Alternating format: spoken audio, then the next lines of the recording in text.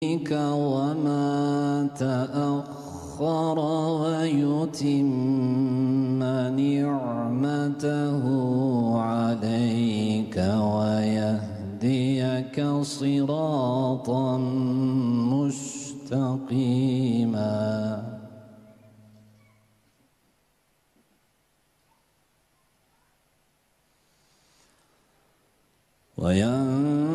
وينصرك الله نصرا عزيزا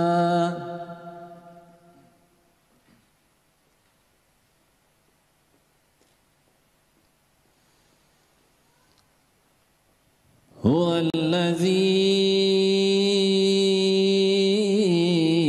أنزل السكينة في قلوب المؤمنين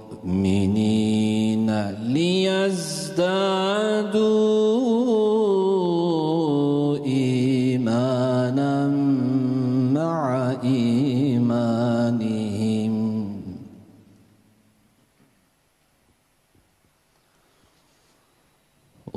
ولله جنود السماوات والأرض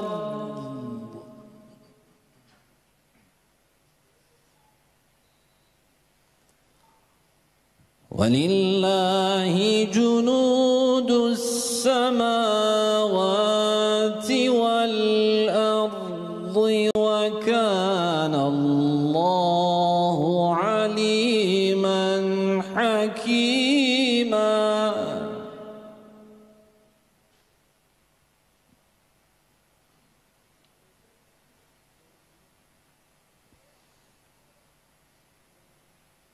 ليدخل المؤمنين والمؤمنات جنات تجري من تحتها الأنهار خالدين فيها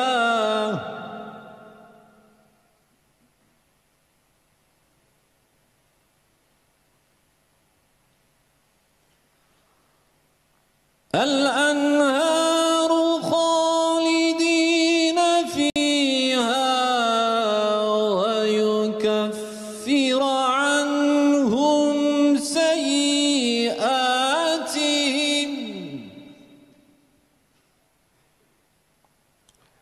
وكان ذلك عند الله فوزا عظيما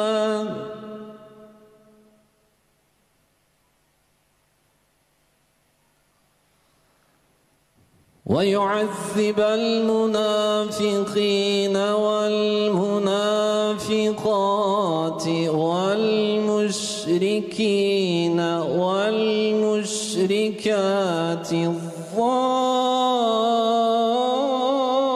الظانين بالله ظن السوء عليهم دائرة السوء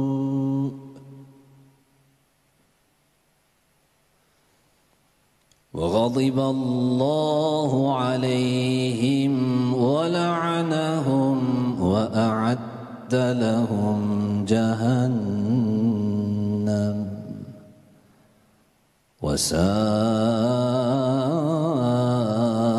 وساءت مصيرا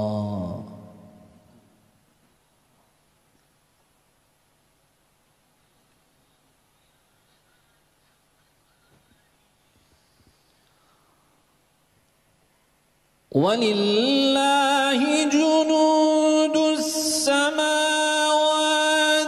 والأرض وكان الله عزيزا حكيما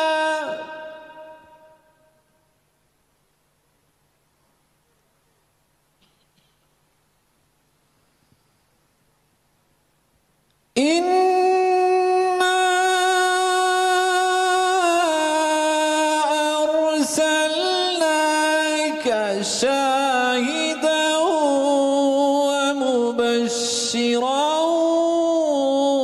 ونذيرا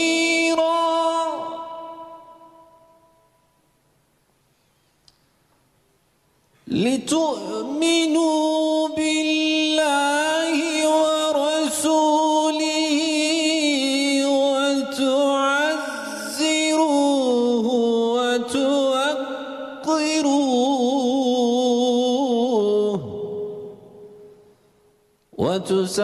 وتسبحوه بكرة وأصيلا إن الذين يبايعونك إنما يبايعون الله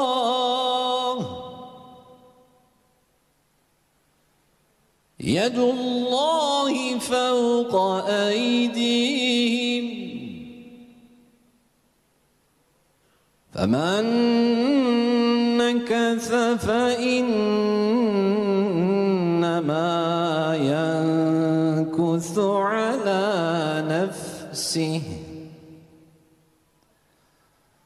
ومن أوفى بما عاهد عليه الله فسيؤتيه أجرا عظيما صدق الله العظيم.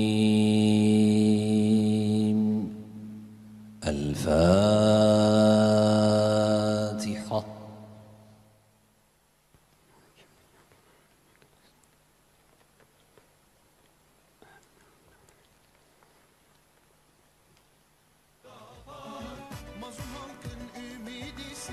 Kıymetli hocamızdan Allah razı olsun. Allah sesine zeval vermesin. Sağ olun hocam. Teşekkürler.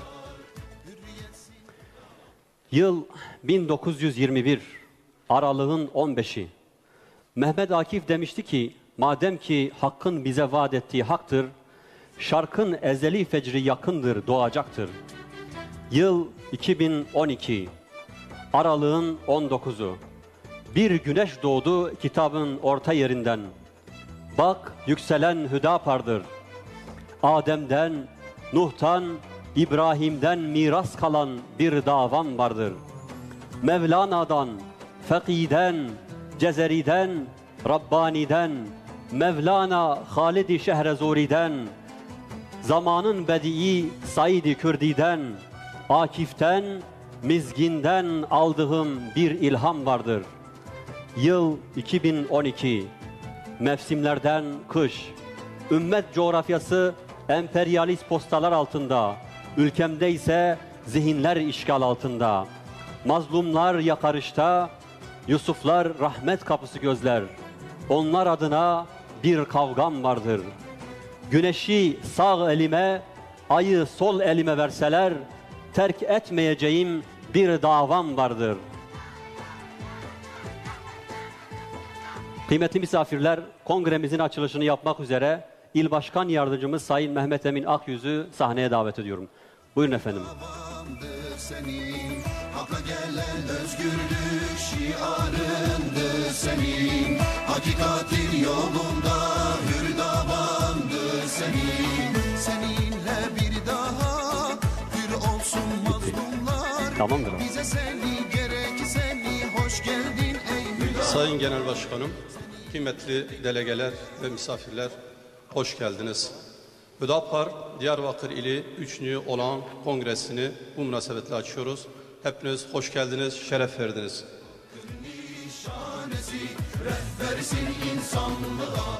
Hazirun cetvelindeki imzalar sayılmak suretiyle oy çoğunluğun görüldüğü bu münasebetle divan kurulu için teklif bekliyoruz.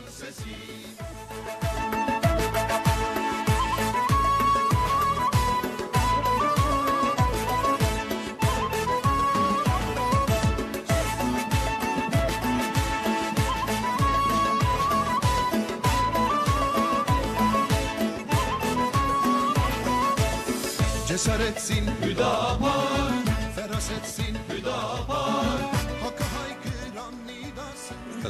Hüdapar Diyarbakır 3. olan il kongresi için divan teklifi.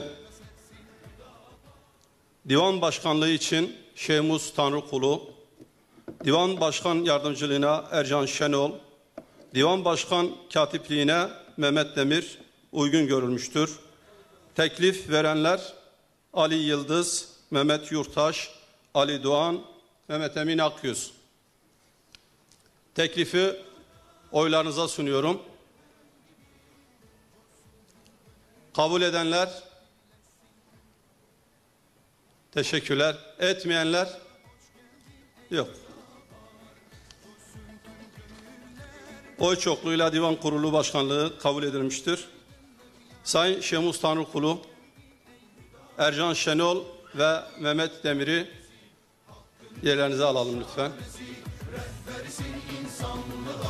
Mazlum halkın sesi, Hür Dava Partisi, hakkın nişanesi, rehbersin insanlığa, mazlum halkın sesi.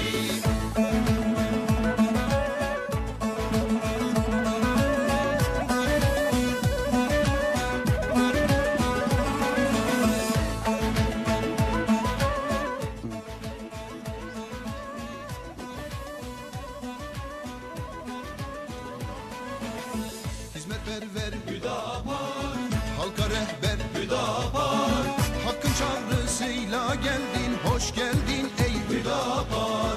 Hizmetperver Hüdapar, halka rehber Hüdapar, hakkın çağrısıyla geldin, hoş geldin ey Hüdapar.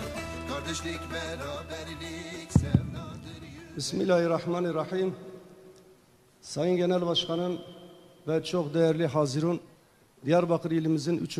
olağan kongresine hepiniz hoş geldiniz. Bu kongremizin hayırlara vesile olmasını Yüce Allah'tan dilerim. Az önce kongrenin gündemiyle ilgili açıklama yapıldı. Ben bir kez daha hatırlatıyorum. Kongremiz inşallah şu gündemle başlayıp sonuca erecektir. 1. Yoklama ve açılış. 2. Kongre Başkanlık Divanı'nın seçimi. 3. Faaliyet raporunun ibrası. 4. Mali raporun ibrası. 5. Siyasi konuşmalar. 6. İnşallah seçimler yapılacak. 7. Dilek ve temenniler. 8. maddemiz ise kapanış olacaktır. Değerli Hazirun, gündemin 1. ve 2. maddesi az önce yapıldı. Bizler inşallah 3. maddeden başlayacağız. Tabii 3. maddeye geçmeden önce bir hatırlatmada bulunmak istiyorum. İl Başkanı, İl İdare Kurulu asil ve yedek üyelikleri, İl Disiplin Kurulu asil ve yedek üyelikleri ile ili Büyük Kongre'de temsil edecek olan delegeler için aday tekliflerinizi bekliyoruz. Bunun için 20 dakika süre veriyoruz. Bu süre içerisinde aday teklifleri için tekliflerinizi bize iletebilirsiniz. Şimdi kongremizin açılış konuşmasını yapmak üzere İl Başkanımız Sayın Osman Aktaş'ı kürsüye davet ediyorum. Buyurun Sayın Başkanım.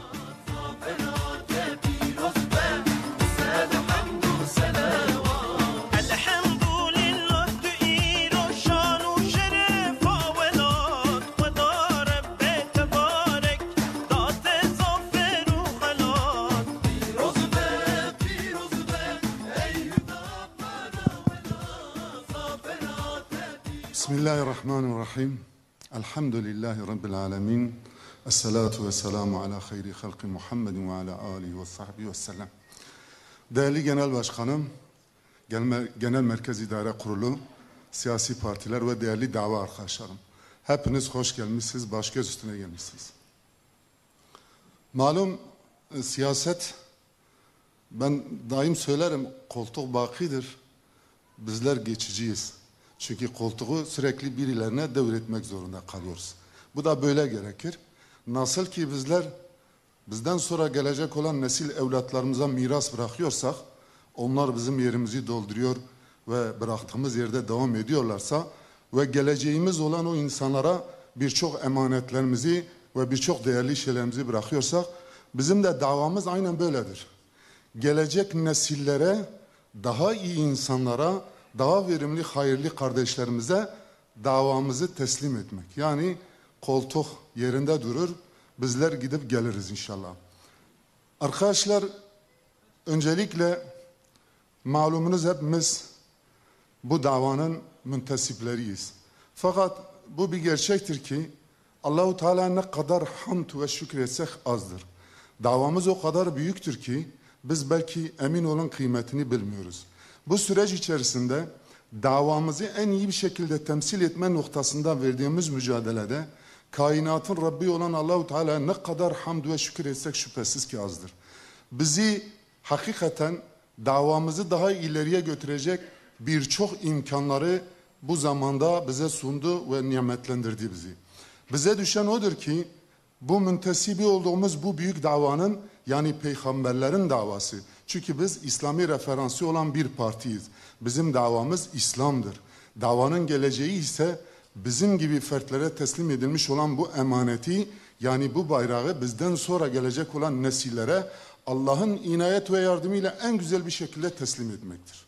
Ve biz de bu coğrafyada hakikaten Allah'ın dininin yücelmesi, özellikle de İslami referanslı bir toplumun oluşması, halkın dindar olması, Kur'an ve sünnetin icra edildiği bir toplumda yaşayabilmek ve Kur'an ve sünnet doğrultusunda hayırlı nesiller yetiştirerek davayı teslim edeceğimiz insanları oluşturmak için verdiğimiz bu mücadelede Rabbim buraya kadar bize bu kutsal davanın bayrağını taşımayı nasip etti. İnşallah Teala ölünceye kadar da bu davanın sancaktarı olacağız. Lakin gelecek nesillere inşallah Teala hayırlı ve selametli bir şekilde bayrağımızı teslim edeceğiz. Fakat bu süreç içerisinde gördüğüm bir şeyi söylemek isterim. Malum bu coğrafyada yüzyıllardır belki bu halkın genel manada insani ve İslami haklarının verilmeyişiyle alakalı birçok sıkıntılar yaşandı. Fakat bunu da gördüm ki arkadaşlar, biz her ne kadar bir iktidar partisi değilsek de bu memleketin asıl sahipleriyiz. İktidarlar genelde geçicidirler. Çünkü niye? Kendi seçtikleri birilerini buraya vekil olarak atarlar. Yani ya da işte vekaleten buraya gelirler. Birileri vali olur, işte kaymakam olur vesaire. Ama gel gör ki bunlar sürelerini doldurdukları zaman giderler. Ama biz yüzyıllardır hep buradayız. Allah'ın izniyle hep burada kalacağız. O yüzden biz dava sahipleri, bu memleketin asıl sahipleri olarak kendimizi gördüğümüz zaman bu davanın asıl sahipleri kendi halkına, kendi milletine, kendi nesline ve kendi davasına faydalı olan insanlardırlar. Biz de elimizden geldikçe Allah'ın inayet ve yardımıyla bu asli sahibi olduğumuz bu memleketi İslam'ın referansıyla ve davamızı, misyonumuzu, mücadelemizi en iyi şekilde halkın bütün katmanlarına, yani hiçbir köy kalmamış, hiçbir mahalle kalmamış, hiçbir fert kalmamış şekilde davamızı götürebilmek için vereceğimiz bu mücadelede inşallah Teala insanlar bizi dinlediği zaman, elimizi tuttuğu zaman, bizimle tanış oldukları zaman birlikte kim olduğumuzu, gayemizin, amacımızın ne olduğunu onlara anlattığımız zaman işte o zaman biz insan kazanmış olacağız. Çünkü bizim yegane tek bir davamız vardır, tek bir amacımız vardır. İnsanları Allah'a kul etmek ve bu davanın hizmetinde onlarla birlikte çalışmaktır. O yüzden bize düşen genel manadaki asıl unsur budur. Bir de bunu da söyleyeyim. Teşkilati manada en iyi bir şekilde çalışmanın gereklerini gördüm. Malumunuz teşkilati olmayan bir yapı tamamen sakat, tamamen yürüyemez, tamamen hiçbir iş yapamaz bir haldedir.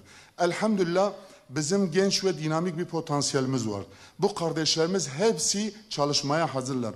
Olabilir, dünyanın ve Türkiye'nin konjonktöründe şunu da görüyoruz ki malumunuz maalesef atalet ve dünya malına aşırı bir şekilde bir meyil olduğu için insanların bir tembelliği söz konusudur. İnşallah bizim bu kutsal davamız olan, yani İslami referansla, İslami bir anlayışla, Kur'an ve sünnetin icrasıyla ele aldığımız bu davayı insanlara en iyi bir şekilde götürmek için asli unsur görevimizi yapacağız. Belki bazı sorunlar, bazı meseleler, maddi ve manevi sıkıntılar çalışmaya insanda engellik teşkil etse de Allah'ın izniyle inşallah bizim bu davamızın herkese gidebilmesi için iyi bir teşkilat, iyi bir altyapıyla gelecek nesillere örnek olacak şahsiyetler yetiştirerek, yetişmiş kadrolarla daha ileriye inşallah davamızı taşıyacağız. Çünkü elhamdülillah birçok kardeşimiz bu konuda yeteneklidir, birikimlidir ve elhamdülillah altyapıları da sağlamdır. Rabbim bu davayı daha hayırlı nesillere yetiştirebilmek için bize verilmiş olan bu emaneti en iyi bir şekilde bizden daha iyi, bizden daha geç, bizden daha dinamik insanlara bu bayrağı teslim etmeyi nasip ettiği için ne kadar hamd ve şükür olsa etsek azdır. Malumunuz sağlık sorunlarımız da var. Bu yüzden daha genç insanların bu davayı sahip çıkabilmesi için inşallah bu sefer aday olmayacağız. Daha dinamik ve daha iyi kardeşlerimize davamızı hayırlısıyla selametle teslim edeceğiz. Allah sizden razı olsun. Öncelikle hepiniz hoş geldiniz. Kusura bakmayın, hakkınızı da helal edin. Olabilir bazen hani insanların idareci olduğu yerlerde ister istemez bazen kırgınlıklar olmuşsa da hepinizden öncelikle hakkınızı helal etmenizi istiyorum. Varsa bir hakkım hoş helal olsun. Bizi dualarınızda unutmayın. Peki. Esselamu Aleyküm Rahmetullahi ve Berekatuhu.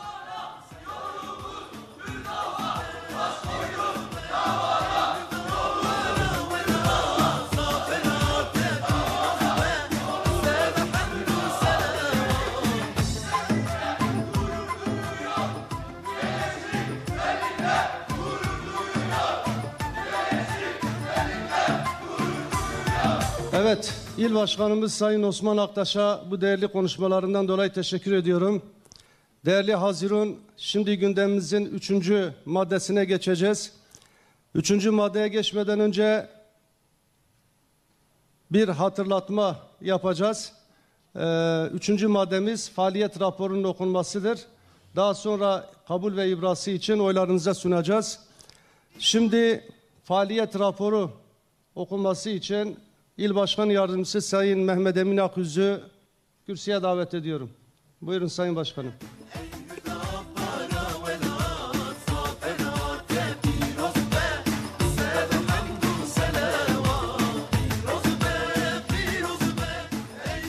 Selamun Aleyküm ve Rahmetullahi ve Berekatuhu. Tekrardan hoş geldiniz, şeref verdiniz.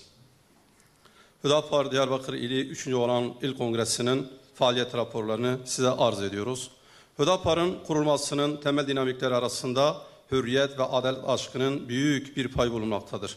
Bu aşk ve şevkle hareket eden Hüdapar, başta Genel Başkanımız olmak üzere tüm teşkilatlarda çalışan, üye ve birlikte çalışan kardeşlerimiz kurulmuş olduğu günden bugüne kadar olağanüstü bir performans sergilemiş olup partimizin tanıtılmasını sağlamıştır.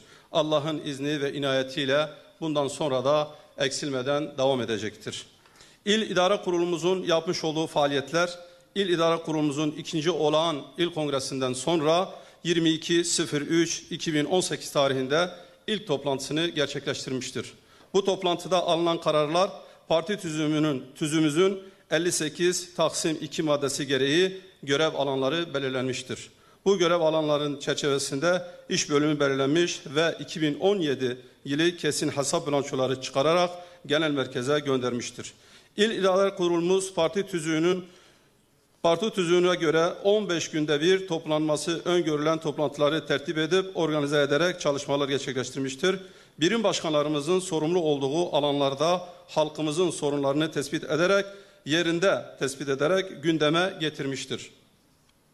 İl teşkilatımız 24 Haziran 2018 tarihinde yapılan genel seçimlerde bağımsız adayımızı tanıtıp seçim çalışmalarında bulunmuştur. İl başkanlığımızın partimizin temel ilkeleri başta olmak üzere inanç özgürlüğü, temel hak ve özgürlükler hakkındaki görüşlerini dile getirerek var olan sorunlara adalet eksenli çözüm önerilerini medya kuruluşları ziyaret ederek kitlesel basın açıklamaları yaparak ve basın bildirimleri yayımlayarak topluma taşımıştır.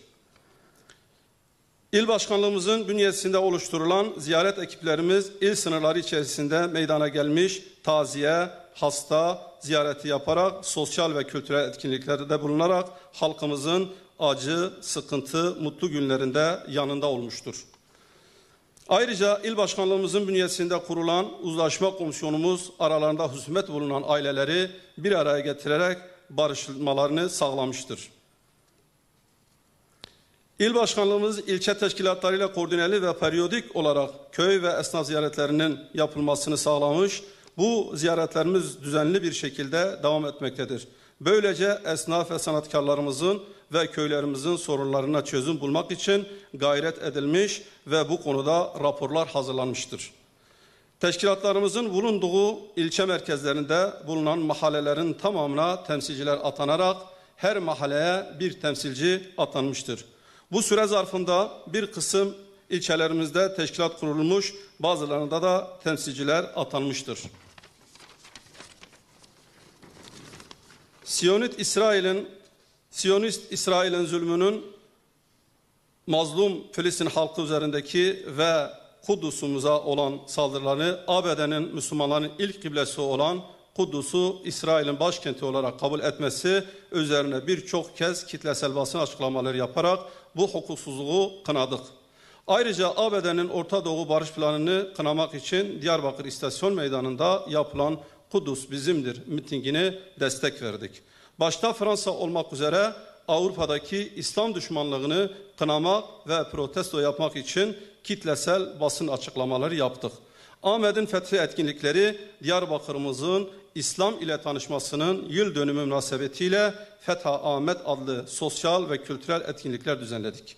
Gençler ve kadınlara yönelik yapılan panel ve seminerlerimiz, kadın ve gençlik kollarımızın siyasi alanda görünür olmalarını sağlamak ve partimizin hedef ve ilkelerini topluma ulaştırmaları için genel başkan yardımcılarımızın katıldığı bilgilendirme ve bilinçlendirme seminerleri düzenledik. Kısaca Hüdapar Diyarbakır ilinin faaliyetleri bu şekildedir. Faaliyet raporu 3. olan kongre il delegelerinin bilgi ve takdirine saygıyla arz olunur.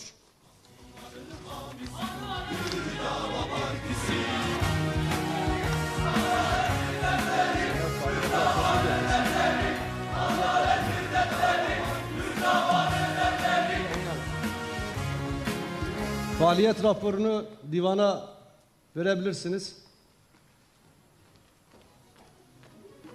Türkü Çerkezi, Arap Lazı herkesi, kardeşliğinin merkezi. Evet değerli hazirun, faaliyet raporunun lehinde veya aleyhinde söz almak isteyen var mı? Yok. Oylamaya geçmeden önce tüzüğümüzün 33 Taksim 3. maddesinin gereği il başkanı ve il idare kurulu üyeleri yapılacak olan oylamaya katılamazlar. Şimdi okunan faaliyet raporunun ibrasını oylarınıza sunuyorum. Kabul edenler, kabul etmeyenler kabul edilmiştir. Hayırlara vesile olsun.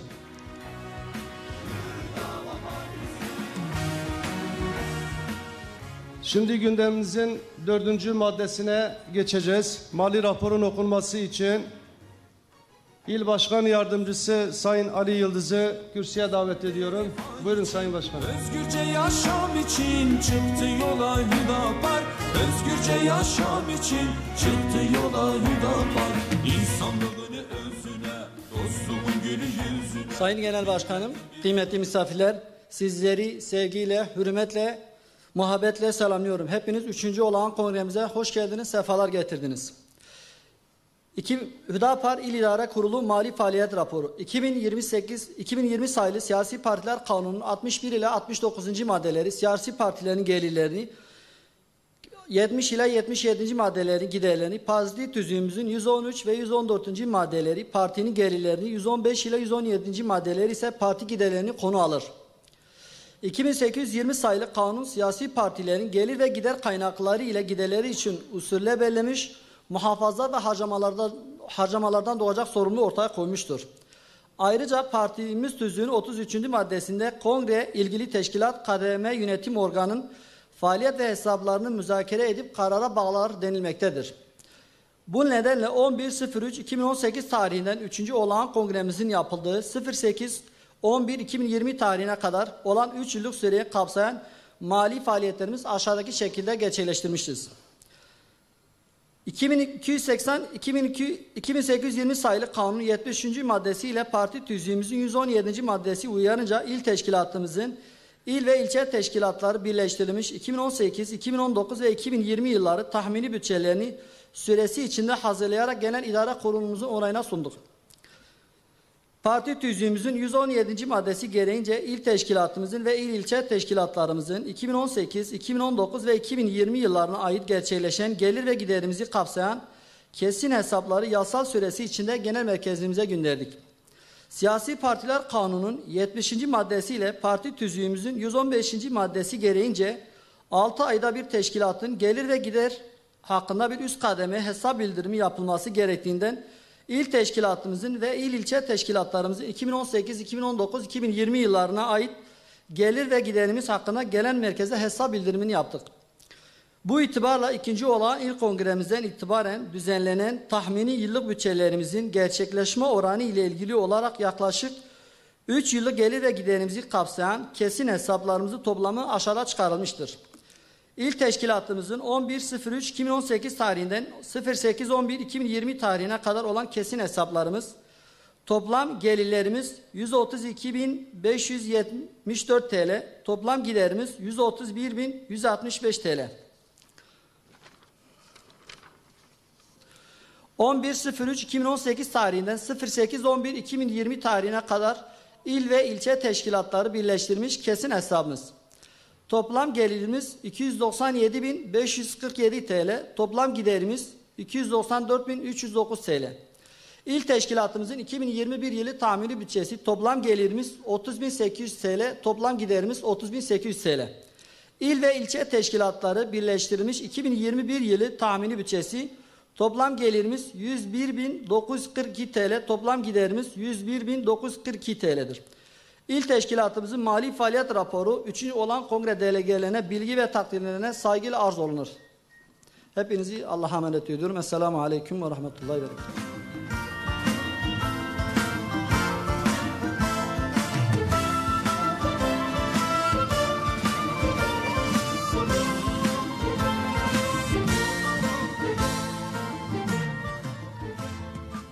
Evet, mali rapor hakkında lehte veya aleyhte konuşmak isteyen var mı? Yok. Yine oylarınıza geçmeden önce tüzüğümüzün 33. maddesi gereği il başkanı ve il idare kurulu oylamaya katılamazlar. Mali raporun ibrası için oylarınıza sunuyorum. Kabul edenler, kabul etmeyenler mevcudun oy birliğiyle kabul edilmiştir. Hayırlı olsun.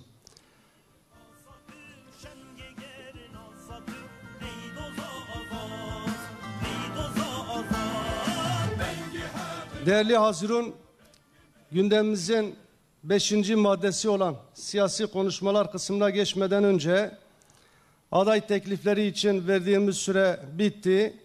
Şu ana kadar elimize bir teklif ulaşmış bulunmaktadır. Parti tüzüğümüzün 34. maddesi gereği bundan sonra teklif gelirse almayacağız. Şimdi gelen listeyi sizlere okuyacağız.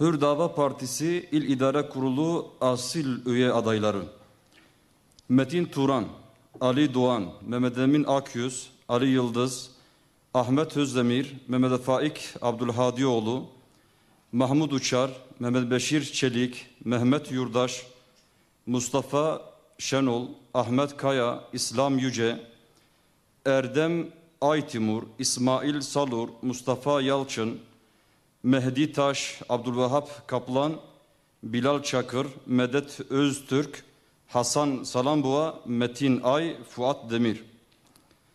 İl İdare Kurulu yedek üye adayları Hayri Başeymez, Hasan Okşu, İbrahim Düken, Necat Kupik, Ensari Şana, Halil Yılmaz, Yaşar Aytan, Nurşah Çelik, Ali İhsan Kaçar, Yunus Tatar, Mesut Bingöl, Tahir Gölçer.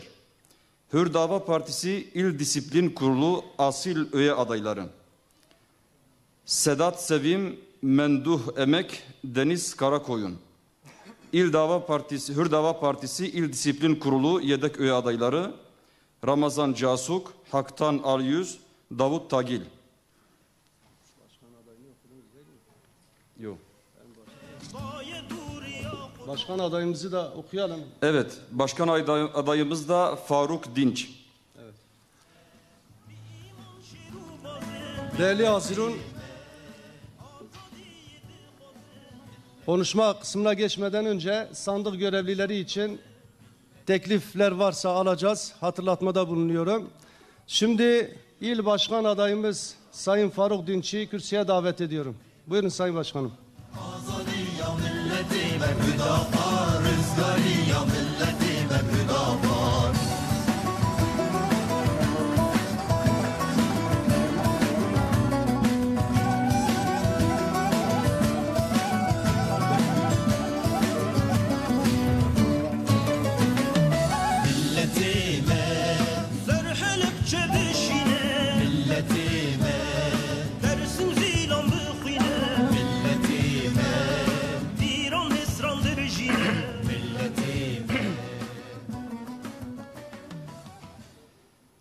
Bismillahi velhamdülillah ve salatu ve selamu ala Resulillah.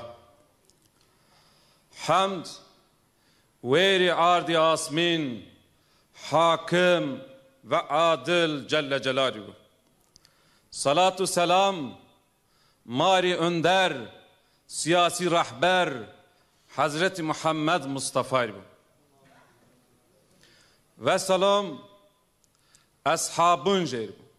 Selam Sukva Ahmed Fetihkâda Laji Khalid Hazreti Süleyman ve selam veri vicdun ehli iman cehdi İslam kanu pilima sermini hüdapar İshak Salim ve selam Allah şma pirin ser bu şma pir kheyra mey ser sero ser çumu ser hamey derdi sıkva Ahmet mahurke dert Ahmet ama siyene jade ashab estu siyene jade peygamber esti sıkva Ahmet ra biya peygamberun yana biya ashabun yana ve en aziz memleketri ma en aziz memleketi hizmet kerdiş yo şeref pilo en kadim memleketri hizmet kerdiş Mario Şeref Pilo kongreyma bu vesile hayru hakkı adalet bu inşallah. Sayın Genel Başkanım ve kıymetli misafirler, sizleri selam olan Allah'ın adıyla, saygıyla, sevgiyle, muhabbetle selamlıyorum. Hoş geldiniz, sefalar getirdiniz.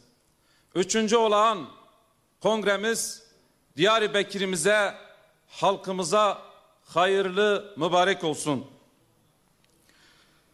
Bugüne kadar aşkla, şevkle hizmet eden cefakar, fedakar il başkanımıza, Sayın Osman Aktaş'a ve yönetimine teşekkürlerimi sunuyorum.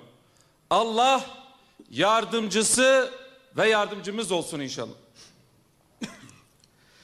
Peygamberler ve sahabeler şehri Diyarbakır'a hizmet etmek büyük bir şereftir.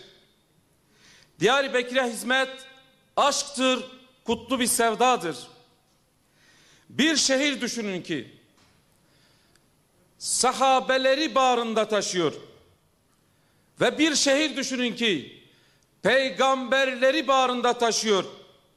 Bu aziz şehre hizmet etmek bizim için büyük bir şereftir. Bu aziz şehirden peygamberler ve sahabeler kokusu geliyor. Aziz hemşerilerim, Ahmet şehrimiz manevi olarak 5. harem-i şerif bulunan Güneydoğu'nun kalbi hükmünde olan aziz bir memlekettir.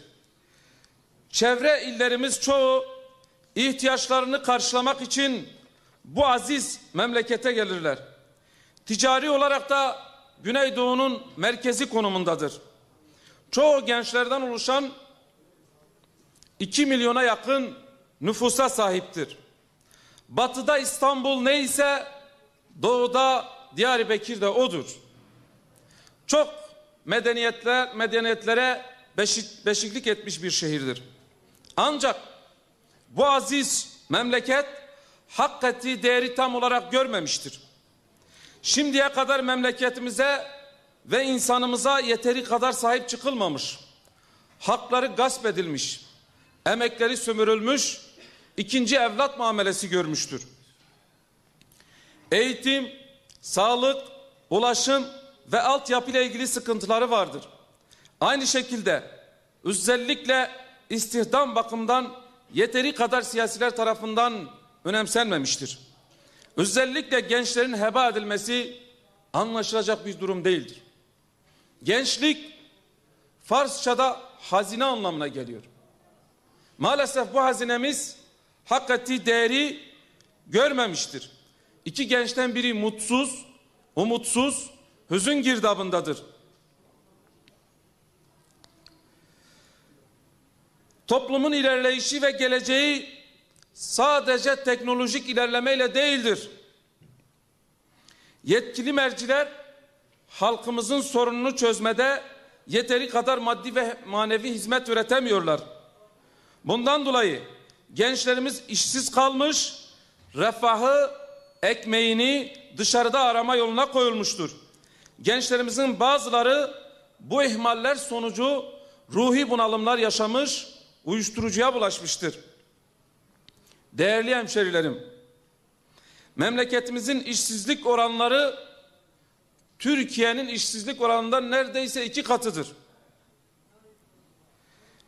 İşsizlikle uğraşan kurumların işçi alımında ciddi adaletsizlikler görülmektedir. Ve her geçen gün de bu artmakta. Siyasilere yakın kişilerin işe alımında kendi yandaşlarına öncelik tanımaları herkes tarafından malum olan bir şeydir. Devlet yatırıma öncelik verip istihdam alanları sağlaması için imkanlarını seferber etmelidir. Fabrikalar çoğaltılmalı, istihdam alanları artırılmalıdır.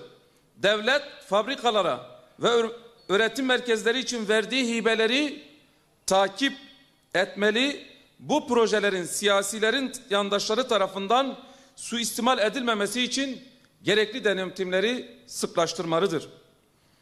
Kıymetli misafirler, diyeceksiniz ki nasıl olacak bu iş? Basit bir örnek vereyim. Hepimizin sürekli şahit olduğu, işte yolları genişletip kaldırımları daraltmak ya da kaldırımları genişletip yolları daraltmakla, bu kaldırım taşlarıyla verilen parayla sadece bir tavuk çiftliği bile kurulsa hem vatandaş kazanır, hem belediye kazanır, hem istihdam sağlanmış olur. Nasıl mı? Bu tavuk çiftliğinden elde edilen eti veya yumurtaları işte marketler kurulsa, bu vatandaşa sunulsa, yani kolisini bugün 20'ye aldığımız bir yumurta kolisini vatandaşına 10 liraya satsa vatandaş kazanmış olur.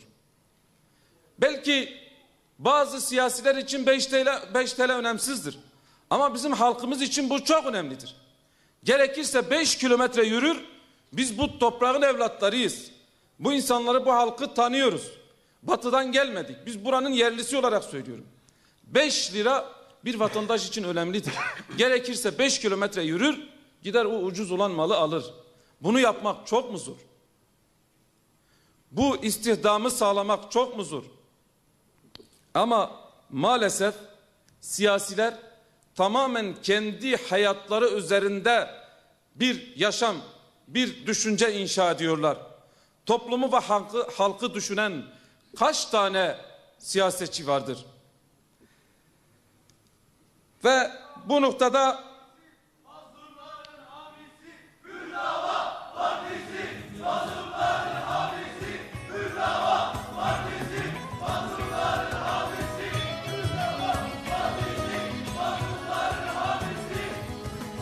ve diyoruz ki gençlerimizi kaldırım taşlarına kurban etmeyin. Sırf dışarıdan iyi görünmek, rant sağlamak ve oy almak için gençlerimizi heba etmeyin. Üretim ve istihdam yapmak çok mu zor? Ve gençlerimiz tek tek elimizden kayıp gitmektedir. Başka milletlerin tecrübesine yaşamaya hiç niyetimiz yok. Hüdapar olarak buna dur diyeceğiz. Yıllardır bunun mücadelesini de vermekteyiz. Gençlerimizin geleceği ve toplumumuzun maslahatı için her türlü zorluklara katlandık. Ciğerimizden parçalar koptu. İstikrarla ve istikamet üzerinde kalmak için yüzümüzü ekşitmeden nice acıları yuttuk. Yeter ki toplumumuz ve gençlerimizin geleceği selamette olsun diye. Çünkü bizim davamız kökü tevhide dayanan adalet davasıdır.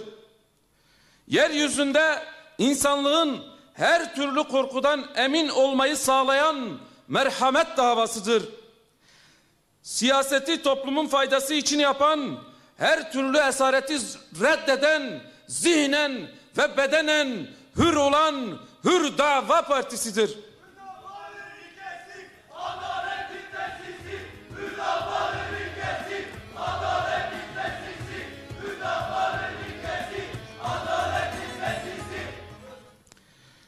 Tüm Diyarbakır halkını Hüdapar'a davet ediyorum. Hüdapar hepimizin partisidir. Gelin hep beraber el ele verip yarınlara yürüyelim.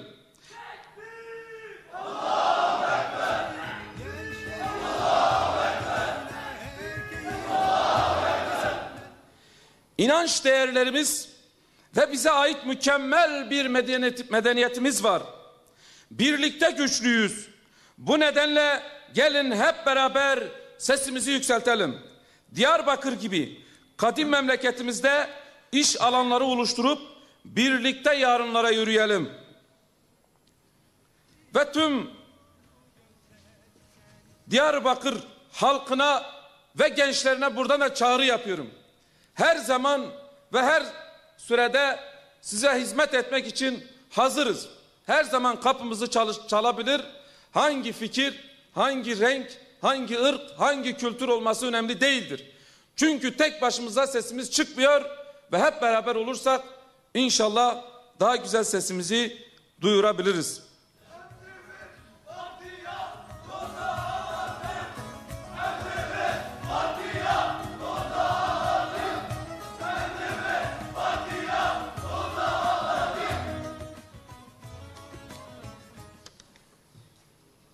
Evet kardeşlerim, ulaşım ve çevreyle ilgili bu aziz memleketimizin sıkıntıları var. Eski yerleşim yeri olan Merkez Bağlar ve Sur ilçemizin yolları ve altyapısı iyi durumda değildir. Eski yerleşim yerlerinin kentsel dönüşüm yapılırken yolları düzeltilmeli, yeşil alanlar ve çocuk parkları alanları çoğaltılmalıdır. Şanlıurfa'ya kadar gelen otoban yolu bizim aziz şehrimize maalesef gelmemiştir. 1993'ten beri büyük şehir olan Diyarbakır'ımıza gelmesi gerekirken ama halen otoban yolu gelmemiştir. Bunun gelmesi için takipçisi olacağız. Hızlı tren Diyarbakır'a getirilmeli ve aynı şekilde tren garı da şehrin merkezinden şehrin dışına çıkmasını istiyoruz. Çünkü şu an tren rayı 12 kilometrelik bir yol için işte etrafı duvar yapılarak şehir ikiye ayrılıyor. Ve trafiği kilitleyecektir bu durum. Bundan dolayı bu duvar yapacak bazı ihaleciler kazanacak yerine bu istasyonu şehrin dışına çıkarın. Bu memleket rahat etsin. Aralarına setler çekilmesin diyoruz. Kamu kurumlar iş çıkışında trafiği kilitliyor. Kamu kurumlar şehre uygun ve dengeli dağılımı olmadığından kaynaklanıyor. Kamu kurumlara ait binalar uygun ve dengeli bir şekilde şehre dağılması sağlanmalıdır. Saygıdeğer konuklar, insanın sağlığı her şeyden önemlidir ve önemsiyoruz da. Memleketimiz dediğimiz gibi bu doğunun kalbi, Güneydoğu'nun kalbi hükmündedir. Çoğu çevre iller bile tedavi olmak için bizim memleketimize gelirler. Ama halen memleketimizde şehir hastanesi yapılmış değildir.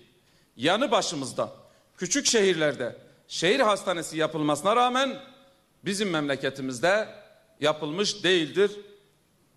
Bu da ayrıca bizi üzecek bir durumdur. Alanında uzman doktor yetersizliği de vardır. Halkımızın sağlığı için bunların da takipçisi olacağız. Saygıdeğer hanımefendiler, beyefendiler. Aile toplumun yapı taşıdır. Bugün biz aile olarak, toplum olarak sadece kendi ailemizi düşünemeyiz. Biz tüm memleketimizin evlatlarını kendi evladımız gibi görmek zorundayız. Yoksa asla huzur bulamayız. Bunu bir misalle örneklendirmek istiyorum. Bir ünvanları profesör olan bir bayanla ve bir profesör erkekle evleniyorlar. Bir yuva kuruyorlar. Ve bunlar diyorlar ki biz mükemmel bir evlat, mükemmel bir aile yetiştireceğiz. Ve derken çocukları oluyor. Çocuğunu noksansız eğitimini de veriyorlar. Ve çocuk derken okul yaşına geliyor. Okula gidiyor çocuk.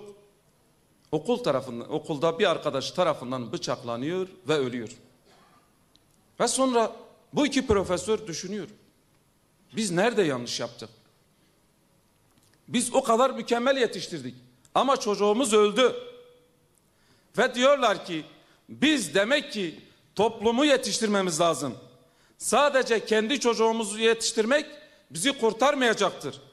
Toplumun evlatları da bizim evlatlarımızdır. Biz Hüdapar olarak böyle düşünüyoruz. Diyarbakır'ın her sokağı, her mahallesi, her köşesi çocuklar zarar görünce biz vicdanen ızdırap çekiyoruz. Sadi Şirazi'nin dediği gibi insanlar ızdırap içerisindeyken eğer bir sıkıntı hissetmiyorsan sen insan olarak anılmaya layık değilsin.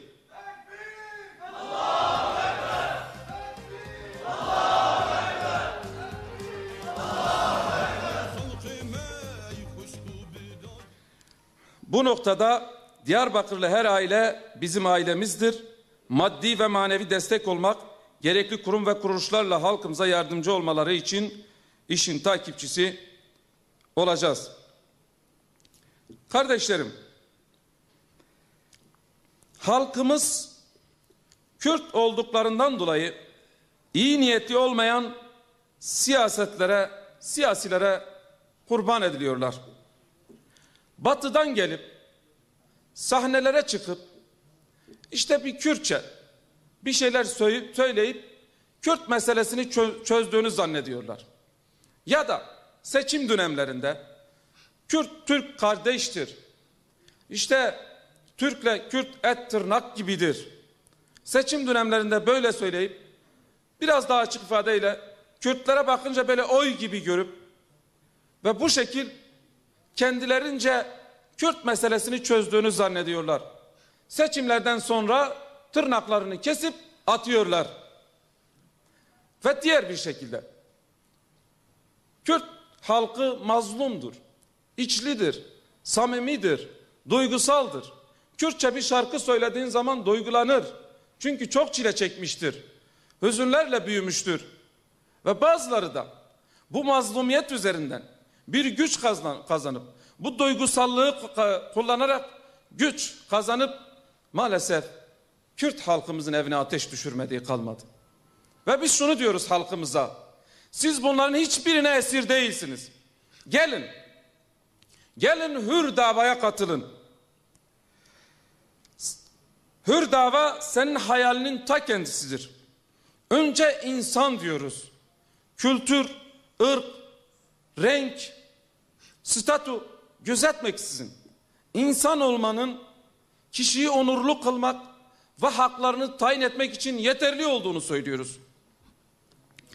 Hüdapar'ın sesine ses olduğumuzda ahlak, kültür ve değerleriyle barışık bir nesil, hak, hukuk ve adaletin hayatın merkezinde olduğu bir idarecilik, sağlıklı ve birbirini seven bir toplum, komşusu açken tok yatmayan bir anlayış, edeple kuşanmış, üretken ve gelecek vaat eden bir gençlik, ırkçılığı ayağının altına alıp kardeşliği baş tacı eden bir duruş, topluma hizmet etme gayretinde olan bir devlet, evleri cennete dönüşmüş bir aile, kayırmacılık ve torpil yerine liyakat ve fırsat eşitliği sağlayan bir sistem, yeryüzünde tüm insanlık huzur bulana kadar Hüdapar ve ona gönül verenler, yer ve gök şahit olsun ki ve yerin ve göğün sahibi olan Allah'a and olsun ki durmayacak ve mücadeleye devam edecektir. Rabbim sen bizi muvaffak eyle.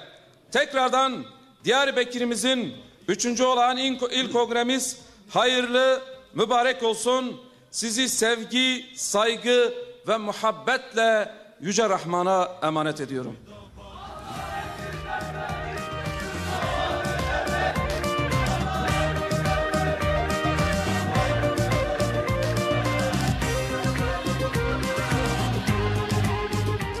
İl Başkan adayımız Sayın Faruk Dinç'e bu değerli konuşmalarından dolayı teşekkür ediyorum. Değerli hazirun, sandık görevlileri için elimize bir teklif ulaştı. Şimdi onu okuyorum. Siyasi Partiler Kanunu'nun 21. maddesiyle tüzüğümüzün 34. maddesi gereğince görevlendirilmek üzere sandık kurulu asil üyeliğine Osman Kurul ve Seyfettin Özdemir, sandık kurulu yedek üyeliklerine ise Murat Hazar ve Orhan Zeren'in adaylığını teklif ederiz. Teklifte bulunanlar Menduh Emek, Mücahit İleri, Ali Yıldız ve Ali Doğan. Oylarınıza sunuyorum. Kabul edenler, kabul etmeyenler kabul edilmiştir. Değerli hazirun, şimdi konuşmalarını yapmak üzere Genel Başkanımız Sayın İshak Sağlam'ı kürsüye davet ediyorum. Buyurun Sayın Başkanım.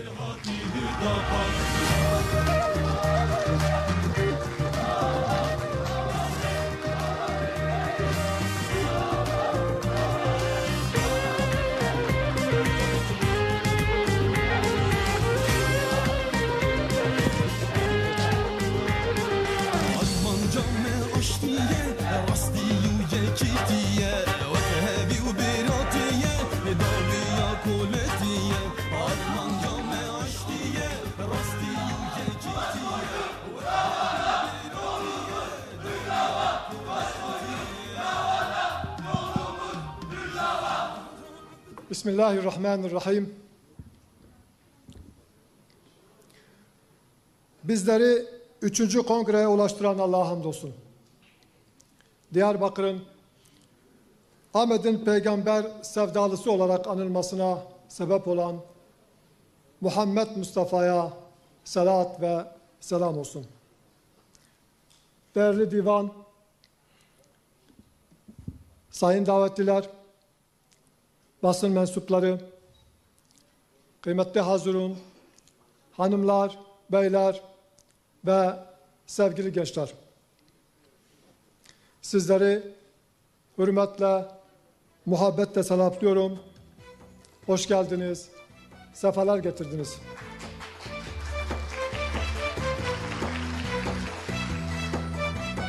Geli hoş kubra, muntaf khairatın, serser çavatın ev kongreme bebe vesile hayır u hoşiye. Hepinizin malumu olduğu üzere dünya bu yılın başından beri belki de tarihte görülmemiş büyük bir musibet yaşamaktadır. Koronavirüs musibeti. Tüm dünyayı saran bu musibet memleketimizi de şiddetli bir şekilde etkilemektedir. Normal hayatımızı artık Covid-19 belirler hale geldi. Bu vesileyle bu hastalıktan dolayı hayatını kaybedenlere Allah'tan rahmet, şu anda hastanelerde ve evlerde şifa bekleyenlere Rabbimden acil şifa diliyorum. Bu musibetin bir an evvel memleketin üzerinden kalkmasını Cenab-ı Allah'tan niyaz ediyorum. Mekanlar ve makamlar sakinleriyle izzet ve şeref bulur. Diyarbakır, Ahmet bu konuda dünyanın en şanslı şehirlerden bir tanesidir. Diyarbakır, peygamber sevdalısı bir sahabe şehridir. Diyarbakır, Hazreti Ömer'in gölgesinin bulunduğu İyad bin Ghanem ve Halid bin Velid'in ayak izlerinin olduğu 27 şehit sahabinin yan yana yattığı bir şehirdir. Selahaddin Eyyubi'nin durağı, Şeyh Said'in aşkıdır Diyarbakır. Allah'ın selamı, rahmeti ve bereketi Diyarbakır'a ve Diyarbakırlıların üzerine olsun. Bu vesileyle 3. Diyarbakır İl Kongremizin memleketimize, milletimize ve partimize hayırlara vesile olmasını, ülkemize ve milletimize hayırlı hizmetlere vesile olmasını Cenab-ı Allah'tan niyaz ederim. Saygıdeğer Diyarbakırlı hemşeriler, kıymetli dava arkadaşlarım, dürüst siyaset, gerçek adalet diyerek 8 yıl önce çıktık bu yola. Her işimizde ve duruşumuzda önce insan, öncelik, adalet diyerek bugünlere geldik. İktidara gelmek için her şey meşrudur anlayışının hakim olduğu bir dönemde siyaseti dürüst yapmak, tüm icraatını hakkın ve halkın rızasına uygun bir şekilde yapmak elbette kolay değildir. Biz bu anlayışa müsbet siyaset dedik. Olaylara ve sorunlara çözüm odaklı bakmayı, yıkmayı değil, inşa etmeyi, bozmayı değil, ihya etmeyi, dağıtmayı değil, toplamayı ve birleştirmeyi hedefledik. Madem ki siyasi partiler halka hizmet kurumlarıdır, duruşları ve faaliyetleri de buna uygun olarak yapıcı bir üslupla olmalı ve temiz bir dil kullanmaları gerekir. 8 yıldır biz bu konuda güzel bir örneklik ortaya koyduk.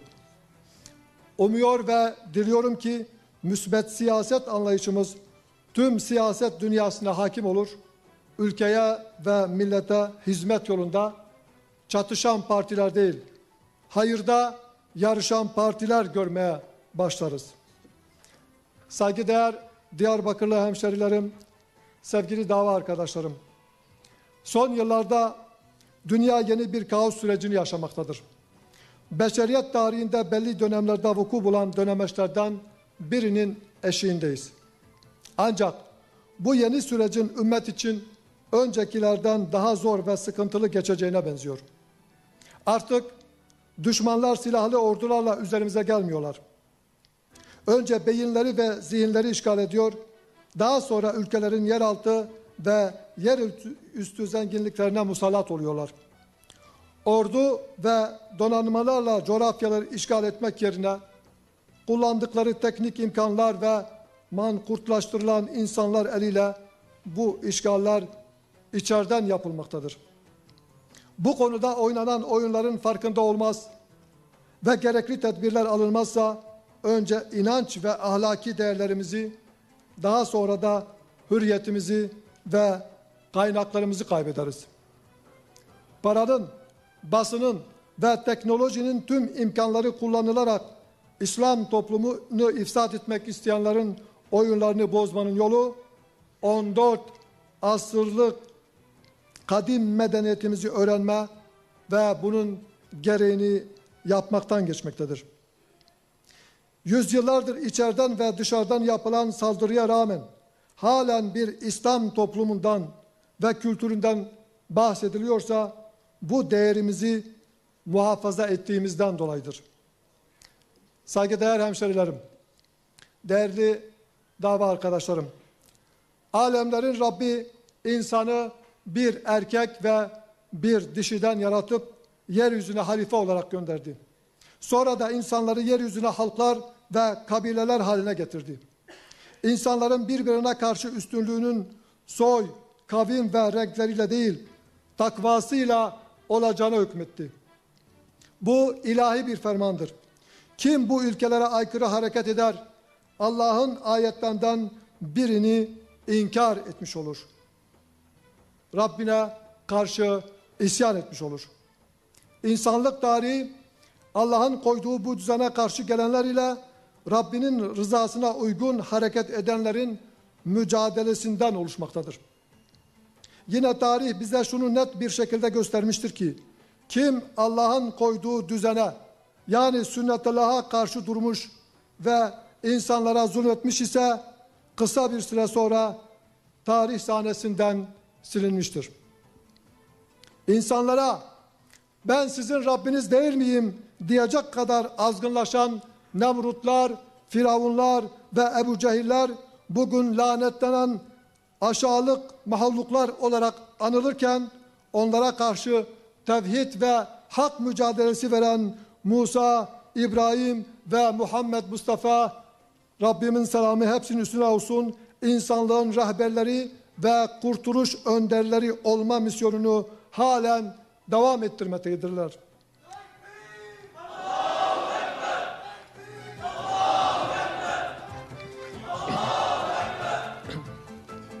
Bugün peygamberlerin misyonuna sahip çıkılmadığı için ümmet coğrafyasının her tarafından kan, gözyaşı, göç ve yıkımlar yaşanmaktadır. Onlarca yıldır medeniyetimiz ve tarihi misyonumuzdan uzaklaştığımız için kardeşler arasında oluşan sorunlara çözüm getirmek yerine her geçen gün sorunlar daha da içinden çıkılmaz hal almaktadır. Saygıdeğer Diyarbakırlılar, sevgili dava arkadaşlarım, ülkemizde yaşadığımız sorun ve sıkıntılar da inancımızdan ve yüzlerce yıllık medeniyet değerlerimizden uzaklaşmaktan kaynaklanmaktadır. Avrupa kaynaklı milliyetçilik virüsü İslam toplumuna bulaşana kadar ümmet içerisinde halklar dilleriyle eğitim alma ve kültürleriyle yaşaması konusunda bir sorun yaşamamıştır.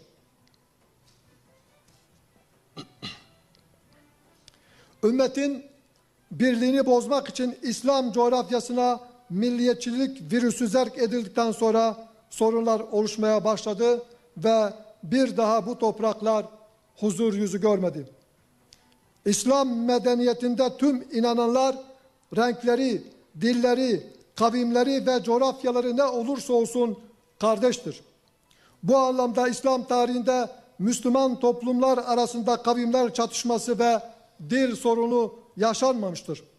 Çünkü Allah'ın kitabı insanların renkleri ve dillerini ayetlerinden bir ayet olarak zikretmektedir. Kürtler yüzyıllardır bu topraklarda Arap, Fars ve Türk kardeşleriyle birlikte yaşamaktadır. Son 100 yıla kadar da milliyetlerinden dolayı bir sorun yaşamamış, birlikte yaşadıkları diğer Müslüman kavimlerle kardeş ve akraba olmuşlardır. Bugün İslam düşmanlığı ve Hazreti Peygamber'e hakaretle öne çıkan Fransız devrimine kadar İslam toplumlarında kavimler arasında sorunlar bu anlamda yaşanmamıştır. Bir kavmin kendini diğer insanlardan üstün görmesi anlamındaki kavmiyetçilik ve milliyetçiliğin İslam toplumlarında yeri yoktur. Ancak jeneratör var mı?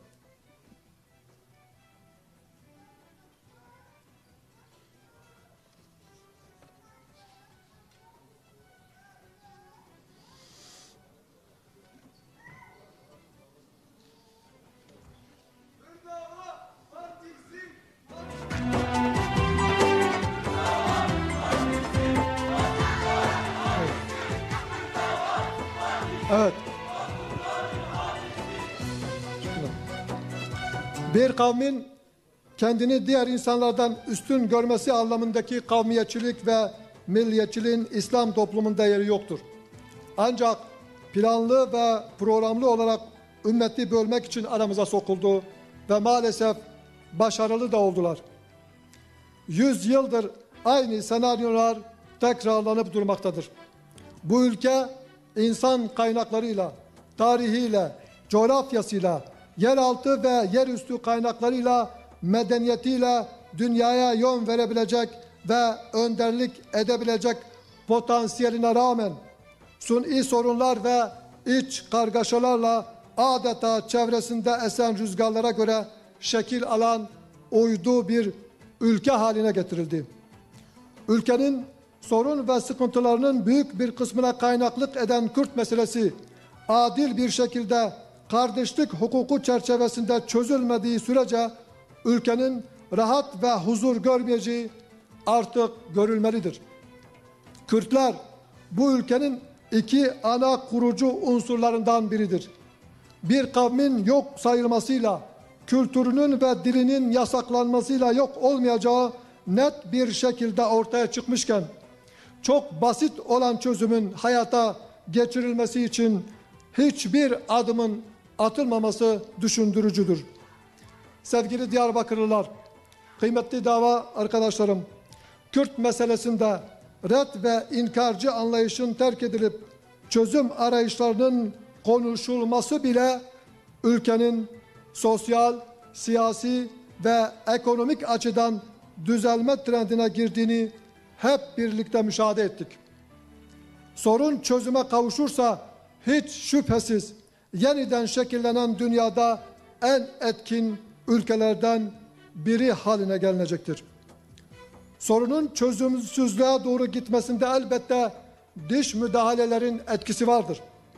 Bu millet adalet üzere sorunlarını çözerse kendi huzur ve refahını sağlayacağı gibi bu coğrafyanın kaynaklarına göz diken sömürgeci güçlerin de hedeflerine ulaşmasına engel olunacaktır. Bu nedenle kapitalist sömürgeci güçler yapay aykırılıklar ve ihtilaflarla bizi çatıştırarak uğraştırmaktadırlar. Oynanan bu oyunları görmez. Buna karşı inanç ve kardeşlik bağlarımızı güçlendirmezsek gücümüz gider, düzenimiz bozulur ve birliğimiz dağılır. Vatandaşların önemli bir kısmının en temel insani haklarının vatanseverlik ve milliyetçilik kisvesi altında ellerinden alınması ancak bir akıl tutulması ve ile izah edilebilir. Aksine farklı dil ve kültürlerin oluşturduğu devletlerin daha güçlü ve uzun yaşadığı tarihi bir gerçektir. Vatandaşların temel insani haklarından mahrum edilmesi bölücülüktür, yıkıcılıktır. 600 yıllık Osmanlı İmparatorluğunu yıkan da bu zihniyetti. Kürt meselesinin çözümü için vakit geç değildir. Sorunun çözümü basittir. Bir iradenin ortaya konulması yeterlidir. 8 yıl önce parti programında bunu net bir şekilde ifade etmiştik. Türkiye Cumhuriyeti Devleti'ne vatandaşlık bağı ile bağlı olan herkesin Türk olduğu nitelemesinden vazgeçilerek Kürtlerin varlığı anayasal olarak tanınmalı. Türkler ve Kürtler ülkenin asli kurucu halkları olarak kabul edilmelidir. Sevgili Diyarbakırlı hemşehrilerim, onlarca yıllık sorunların bir anda hal olması elbette mümkün değil. Sorunların siyasi, ekonomik, eğitim ve sosyal boyutlarının halledilmesi bir süreç işidir. Ama bu konuda bir iradenin ortaya konulması ülkeye bir huzur ve güven havası getirecek, sıkıntılar daha kolay çözülme imkanı verecektir. Küresel emperyalist güçler bozulan sistemlerini yeniden kurmak, yeni bir düzen hedefliyorlar. Tasarladıkları dünyayı yeniden dizayn etmek için İslam ülkelerini parçalamak, ümmeti oluşturan toplumların bölmek ve çatıştırmak istiyorlar. Bunu engellemenin yolu ümmetin iç sorunlarının İslam adaleti ve kardeşlik hukuku çerçevesinde çözülmesidir. Bu yapılırsa küresel emperyalizmin müdahalesine de fırsat verilmemiş olacaktır. Bugün emperyalizmin coğrafyamızdaki en büyük argümanı Kürtler ve Kürt meselesidir. Bu sorunu tarihimizden ve inancımızdan gelen deneyimlerle çözersek onların heveslerini de kursaklarında bırakmış oluruz. Sevgili Diyarbakırlı hemşehrilerim, oynanan oyunlardan biri de İslam toplumlarını inançlarından ve kültürlerinden ayırmaktır. Zira yüzyıllardır siyasi, ekonomik ve askeri olarak batıya oranla geri kalmışlığına rağmen İslam toplumları inançları ve oluşturdukları sağlam aile bağları nedeniyle küresel sermayenin istediği toplum haline gelmedi. Ancak teknolojik imkanlar ve toplum mühendisliği ile İslam toplumunu özellikle genç nesli inancından, kültüründen ve geleneklerinden ayırmak için büyük proje ve programlar devreye sokulmaktadır. Başını Fransa'nın çektiği İslam'a, İslami değerlere ve İslam'ın kutsallarına yapılan saldırılar bu plan ve programların bir parçasıdır. İslam'ın kutsallarına saldırılar yapılarak İslam toplumlarının sinir uçlarına dokunulmaktadır.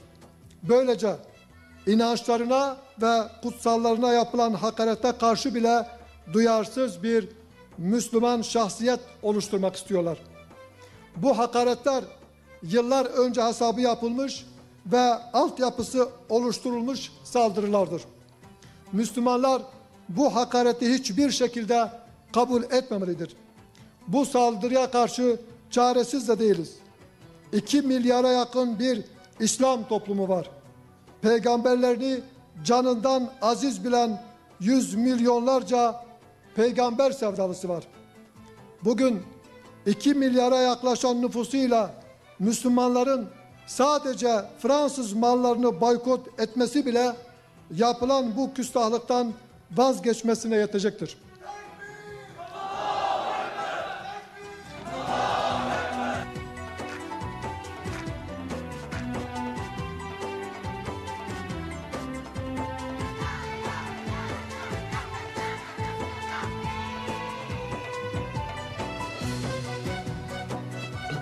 Ancak bir daha bu alçaklığa hiç kimsenin cüret etmemesi için İslam ülkeleri Fransa ile diplomatik, askeri, siyasi ve ekonomik ilişkilerini derhal askıya almalıdır. Tarihte buna benzer tepkilerin olduğunu da unutmayalım. Sevgili Diyarbakırlılar, bugün yaşanan ekonomik krizin kaynağı faizli kapitalist sistemdir. Faiz bütün ekonomik sıkıntıların kaynağıdır. Faize dayalı ekonomik sistem devam ettiği sürece bu sıkıntılar bitmeyecektir. 100 yıla yakın bir süreden beri bunu tecrübe ediyoruz. Yürütülebilir olmadığı anlaşılan bu modelden bir an önce vazgeçip insanı merkeze alan, insan fıtratına uygun, faizsiz ekonomik modele, yani İslam iktisat modeline geçilmelidir.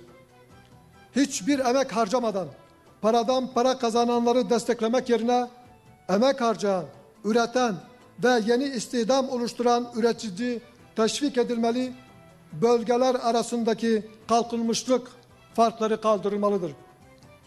Onlarca yıldır Doğu ve Güneydoğu bölgeleri ülke ekonomisinden alması gereken payı alamamaktadır. Bölgeler arasındaki kalkınmışlık farklarını azaltmak için gerekli tedbirler alınmalı ve uygun teşviklerle bölge ekonomisi canlandırılmalıdır. Bölgemiz iklim ve coğrafi olarak tarım ve hayvancılık sektöründe çok elverişli bir konumda bulunmaktadır. Ancak boşaltılan köyler, yanlış teşvikler ve uygulamalar nedeniyle bu değerlerimizden yeterince istifade edemiyoruz.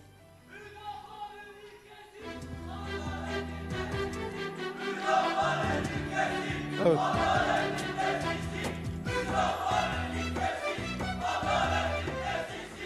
Evet.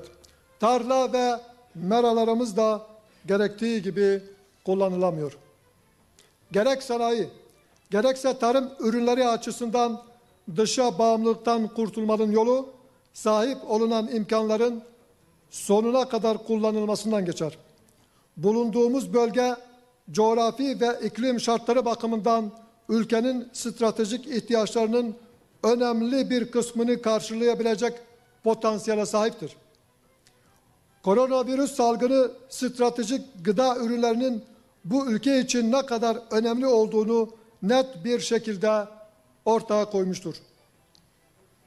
Bu musibetten gerekli dersleri çıkararak stratejik öneme sahip ürün, mal ve hizmetlerin üretilmesi yeterince teşvik edilmelidir.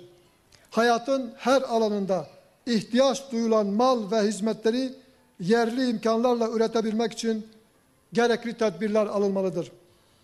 Sevgili hemşerilerim, toplumları ifsat etme ve ülkeleri ele geçirmenin en etkili yolu inanç ve ahlaki değerleri yok etmek ve işlevsiz hale getirmektir. Bizim en önemli değerlerimizden biri aile kurumumuzdur.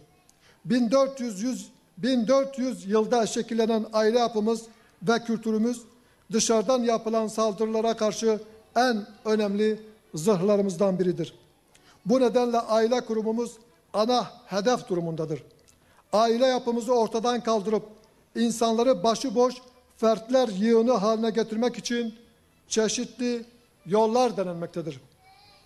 İstanbul Sözleşmesi ve buna dayanarak çıkartılan yasalar aile yapımızı yok etmek, sapıklığı ve sapkın ilişkileri meşrulaştırmak ve normalleştirmek isteyen çalışmalardan biridir.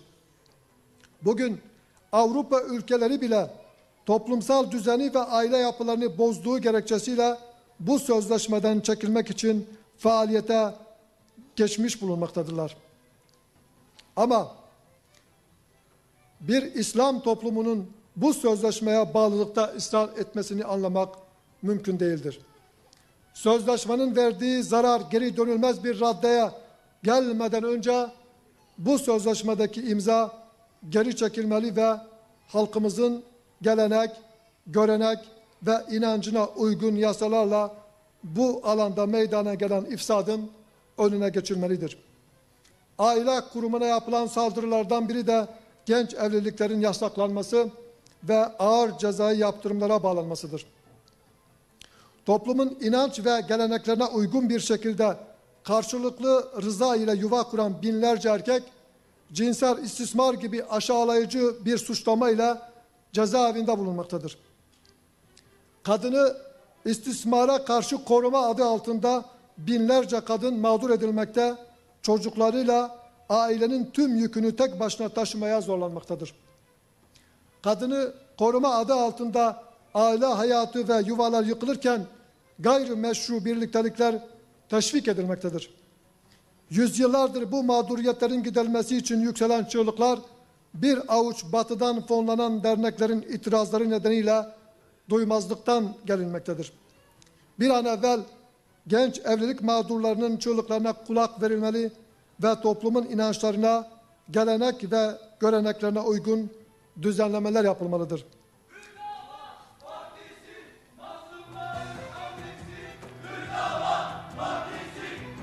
Evet.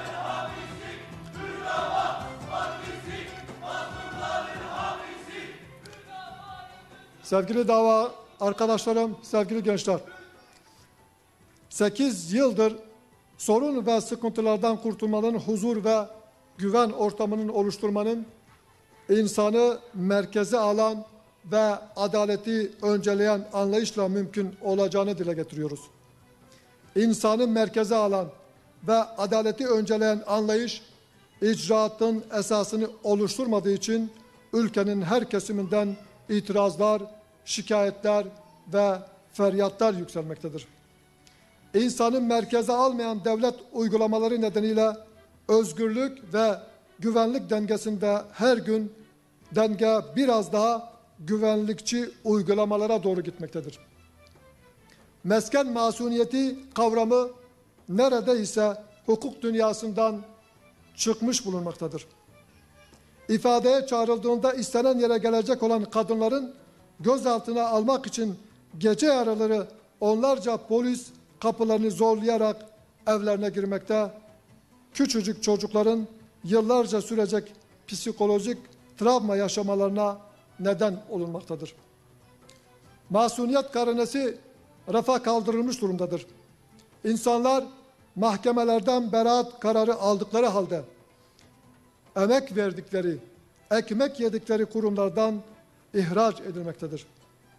Yıllarca büyük emek ve hayallerle alınan diplomalar ve sınavlardan alınan derecelere rağmen gençler mülakat adı altında elinerek açığa ve yokluğa mahkum edilmektedir. Ehliyet ve liyakat devlet kurumlarında en önemli ölçü olması gerekirken tarafkirlik ve yakınlık kadrolaşmada tek ölçü halini almıştır. Hükümet edenlere yakınlığından başka bir özelliği olmayan insanlar hak etmedikleri ve hakkını veremedikleri makamlara gelmektedir. İnsanlık tarihinin en kadim ilkelerinden biri olan suç ve cezanın şahsiliği ilkesi, güvenlik soruşturması adı altında yerle yeksan edilmekte, insanlarımız uzak akrabalarının işlediği iddia edilen suçlar nedeniyle kolektif cezalandırılmaya tabi olmaktadır. KHK uygulamaları nedeniyle yüz binlerce aile, milyonlarca insan mağdur durumdadır. Ülkesini ve halkını küresel emperyalist güçlere satmaya çalışanlar yurt dışına kaçtılar. Buralarda ifsat hareketlerine ve efendilerine hizmet etmeye devam ediyorlar. Ama örgütün ibadet katmanını oluşturan ve ülkeye hizmet ettiğini düşünerek faaliyetlerine katılanlar cezaevinde ömür geçirmeye veya aç ve açıkta kalmaya mahkum edilmektedirler. Sevgili dava arkadaşlarım, ülkenin ve dünyanın içinde bulunduğu sorun, sıkıntı ve kargaşa